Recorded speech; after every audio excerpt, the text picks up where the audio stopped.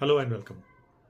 While answering UPSC questions asked in actual examination, civil service examination, if I exceed the word limits in my answer, most of the answer, will it affect my performance? Whether UPSC will penalize this thing?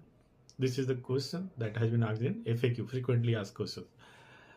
देखिए, आप अगर question हर answer को word limit exceed कर रहे हैं, तो मेरा question आपसे ये है कि क्या आपको आप कंफर्टेबल हो? आप will you able to complete your paper?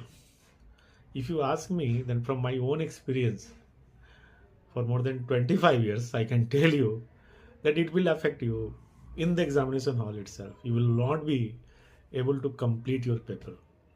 ये तो आप श्योर मान लो कि नहीं कर पाओगे आप कभी भी। तो पेनाल्टी मार्क्स आएगा कि नहीं वो मैं बताता हूँ, लेकिन सबसे पहले तो ये कौन सा बुद्धिमानी है या व्हाट इज़ द विजडम कि आप अपना ही पेपर कंप्लीट नहीं कर पा रहे हो।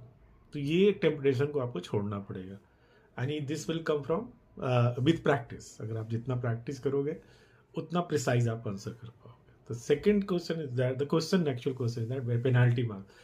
हमारे पास एक राजस्थान का स्टूडेंट था, उसके और एक और दो स्टूडेंट को मैं बताता हूँ कि उसने वर्ड लिमिट तो खैर क्रॉस किया था, तो उसका तो सीधा नहीं पता चला, लेकिन हाँ एक ही सेक्शन से आंसर कर लिया था, तो उसमें पेनाल्टी मार्क्स थे।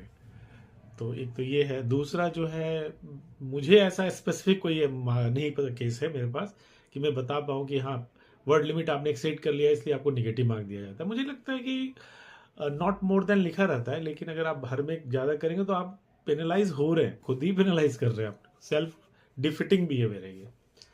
सबसे बड़ी बात, आपका सिलेक्शन ही नहीं होगा, आप पेपर ही नहीं पूरा कर पाओगे। ये आप मान के चलो। तो हर जगह वर्ड लिमिट कोई नहीं क्रॉस करता, एक दो क्वेश्चंस में कर जाना वो स्वाभाविक है, लेकिन ऐसा नहीं है कि हर जगह क्रॉस कर दिया, लंबा लंबा आंसर लिख दिया इररिलेवेंट सा, and then you will be able to score very good marks, good enough to clear mains examinations. मुझे नहीं लगता।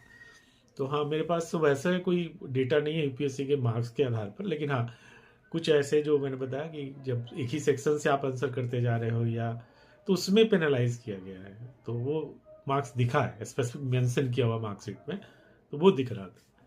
तो मैं यही कहूँगा कि आप वर्ड लिमिट क्रॉस करने की कोशिश क्यों कर रहे हो? आप, ये तो क्वेश्चन ही बेकार है। आप प्रिसाइज होने की कोशिश करो, that will make a big difference. Thank you.